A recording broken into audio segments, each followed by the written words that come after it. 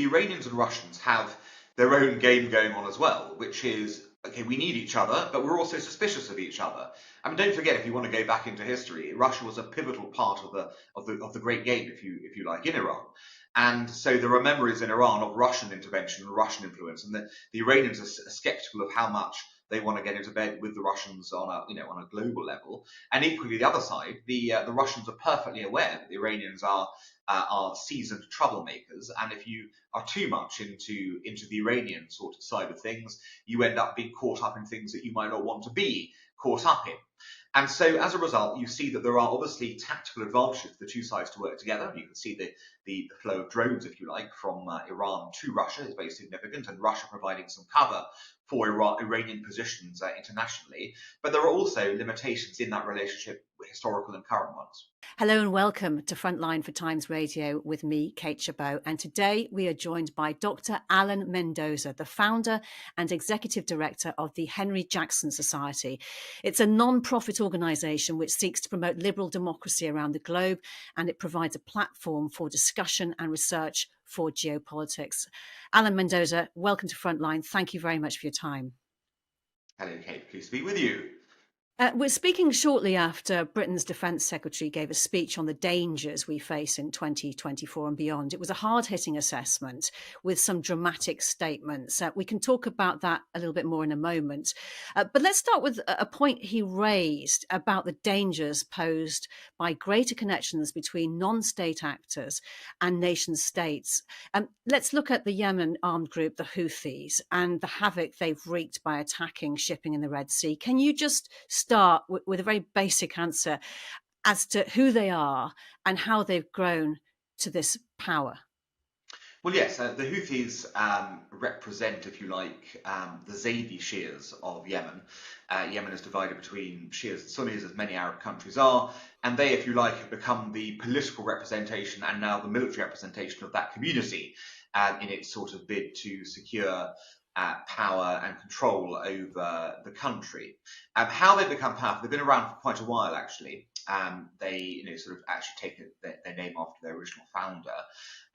But they have come to prominence, I suppose, really in the period since the Arab Spring, when, if you recall, the Yemeni dictator al-Salam was kicked out of Yemen, essentially.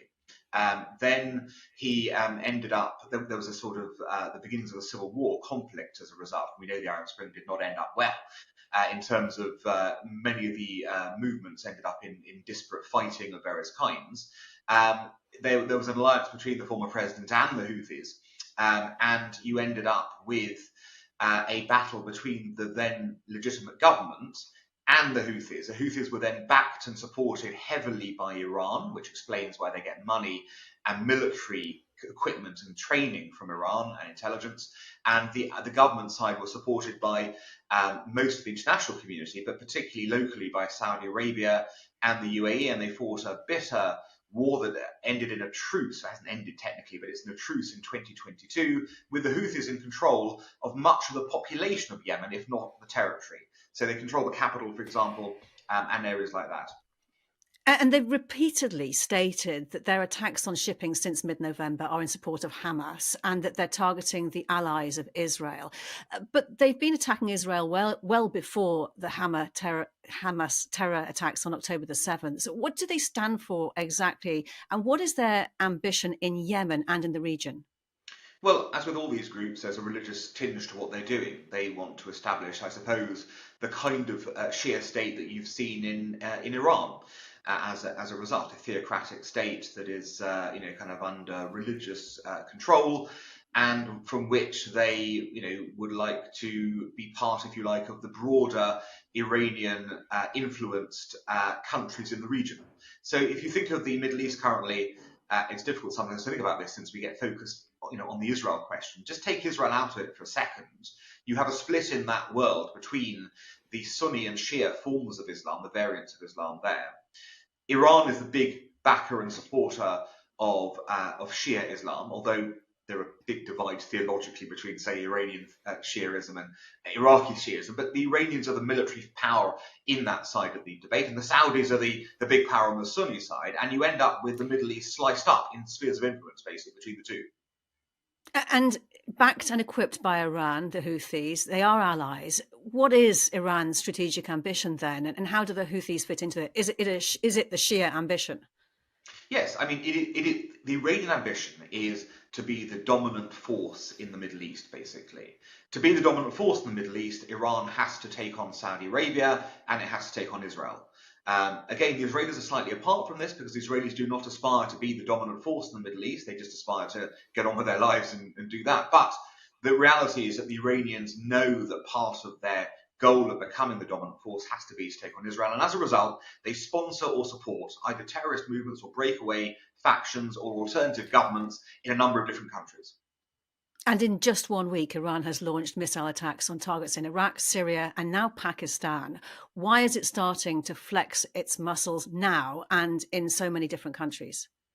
Well, I think you've got a number of things going on. The first is obviously the October the 7th attacks, which have really ignited the Middle East.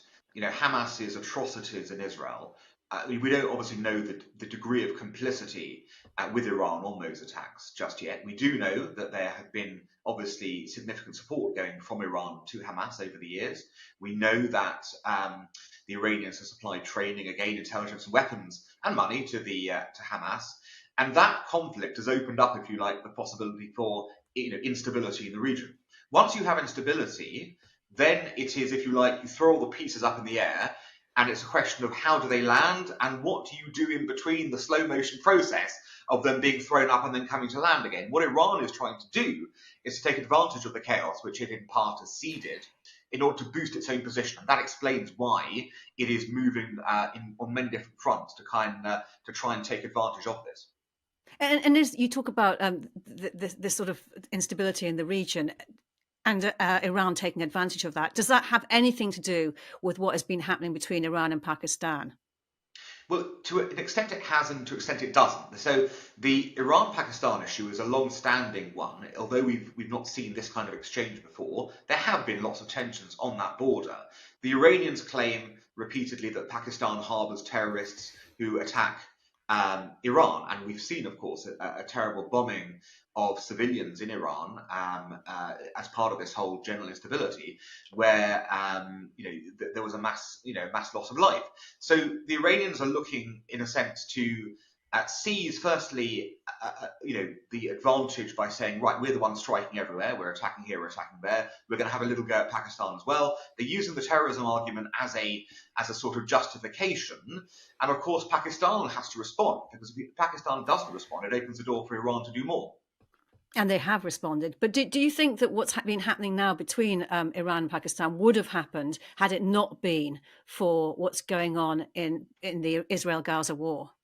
Well, that of course is very difficult to say, because I think what has led this to happen is that whole bombing incident. Whether that would have happened separately, I don't know. What we can certainly say is that because there's general instability and there's been a general, if you like, sort of nervousness in the region, everything gets magnified. And when you've got instability, it breeds further instability. So yes, I certainly think we can say that because of Hamas's actions on October the 7th, there has been, if you like, a ripple effect that has spread all the way through now to the eastern part of the Middle East, heading into, sort of Asia itself.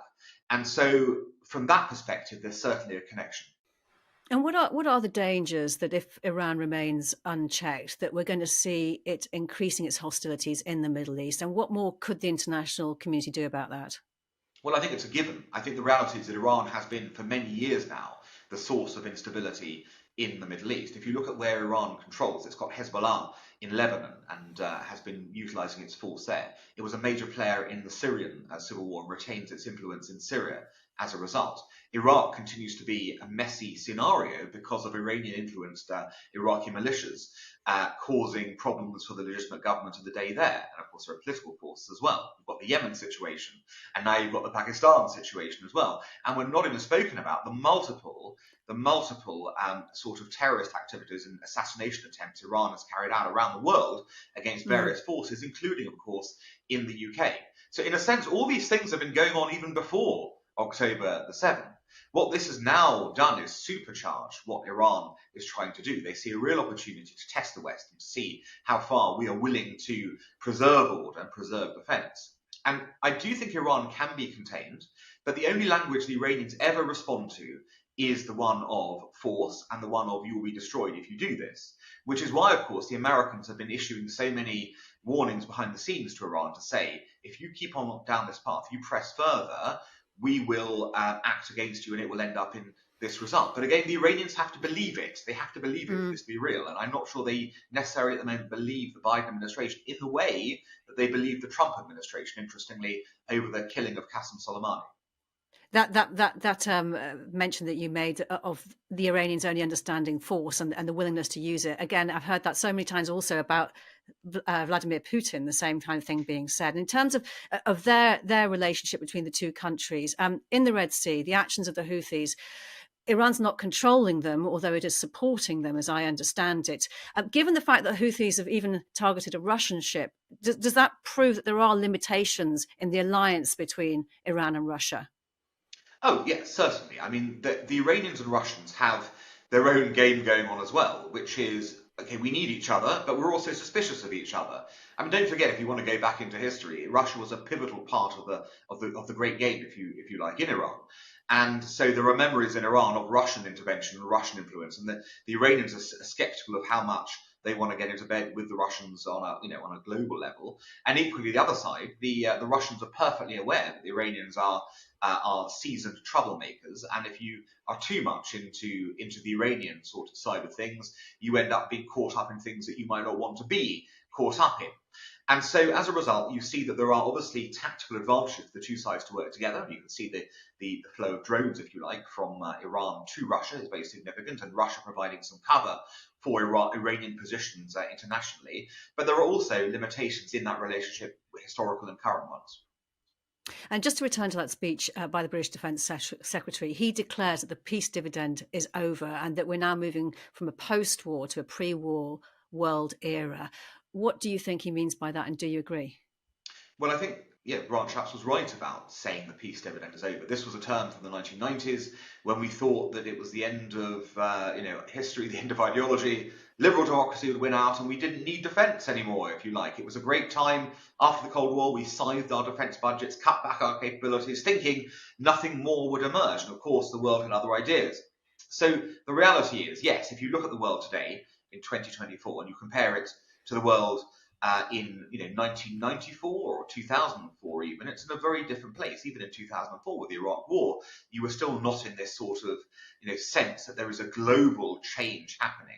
Right now, it's quite clear that the unfree world is mobilizing. Not necessarily always in unison with each other, but clearly it has a goal of overturning that whole vision of the global order that's been in existence since 1945. The only way you can resolve that is by standing up to it, because we have learned through history that if you don't stand up to it, then it inevitably gets lost.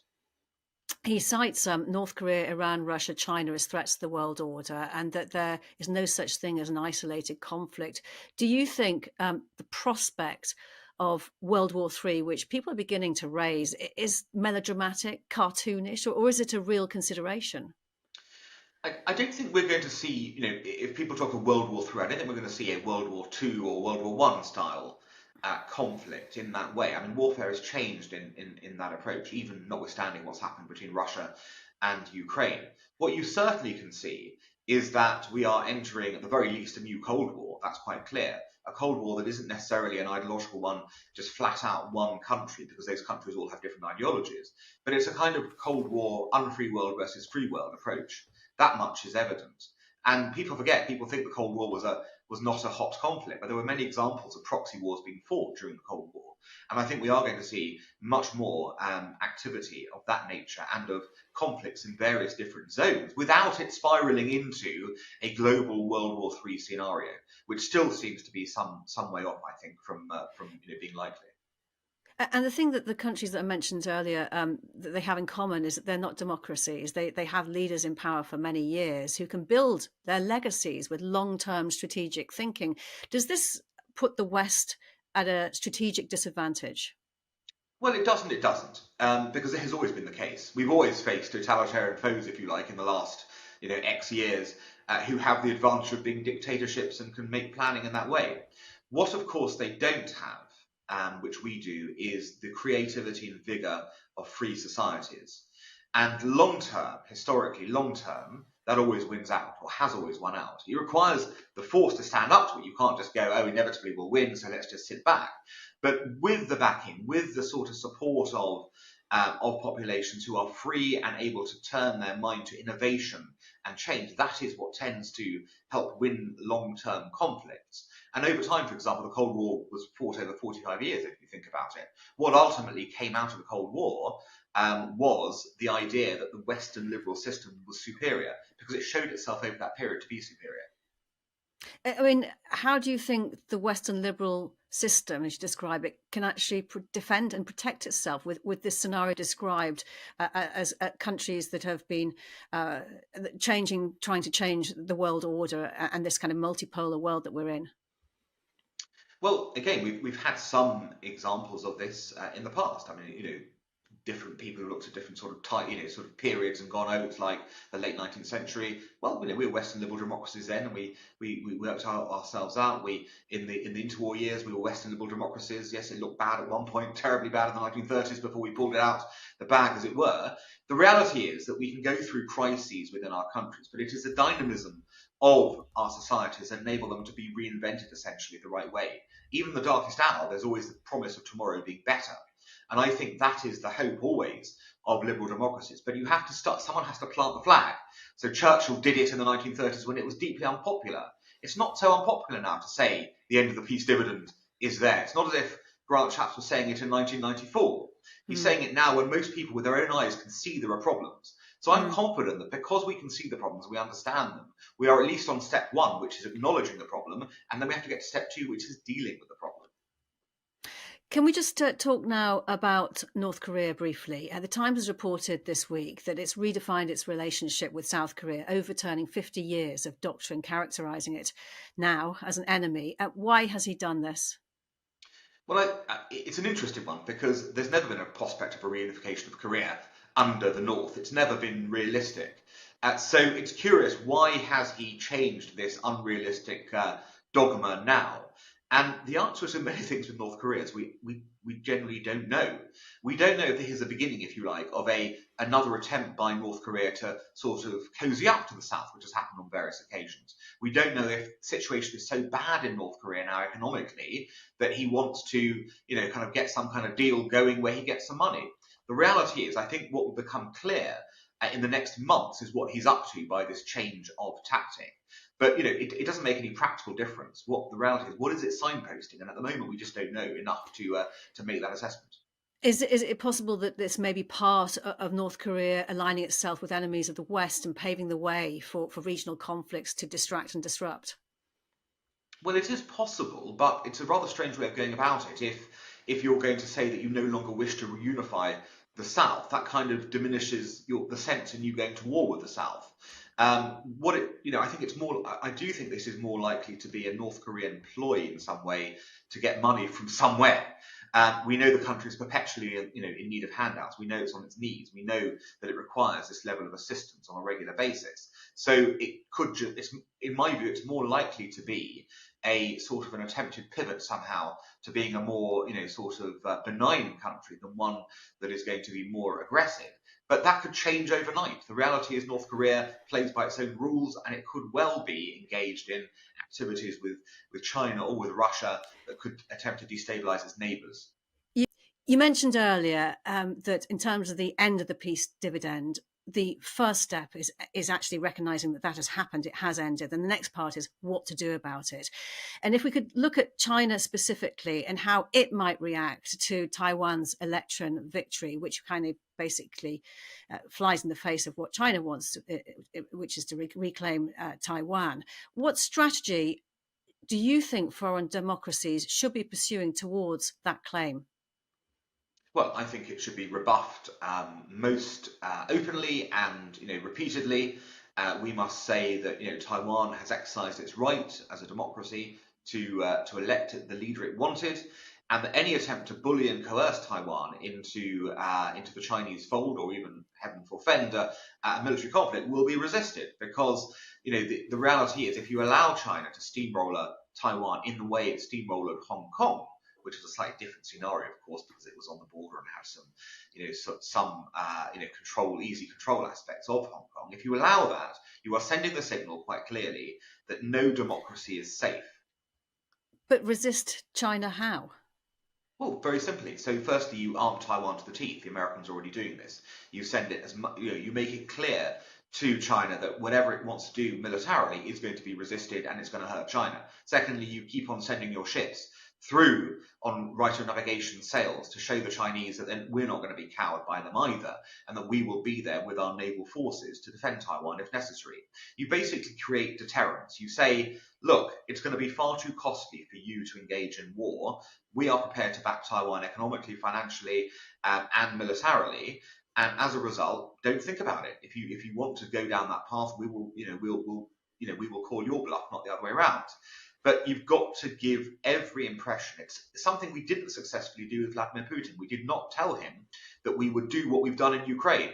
I suspect that had we told Vladimir Putin, had he understood quite clearly what a disaster Ukraine would turn into for Russia, he'd have had second thoughts. He'd have probably he wouldn't have given up his claims in Ukraine. He'd have probably tried different salami tactics rather than this insane, mad, grand, invasion of the whole country.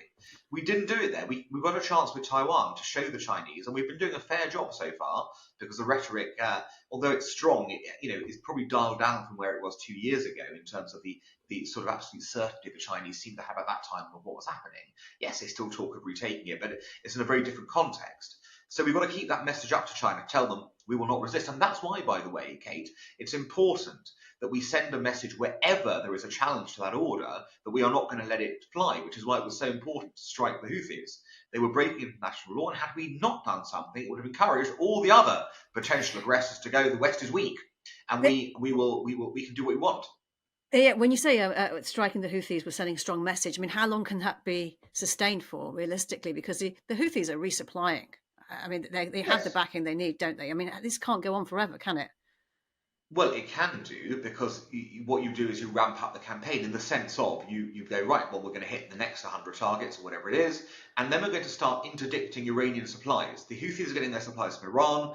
We just interdict the supplies, stop them from coming, basically. Say we're going to stop you from supplying the terrorists. And that will stop the Houthis, ultimately, from being able to mount their attacks. It's really a question, as always, of can you convince the ultimate aggressor, which in the Houthi case is Iran, that its options are better kept not helping them than helping them. And that's really what you have to do in every case.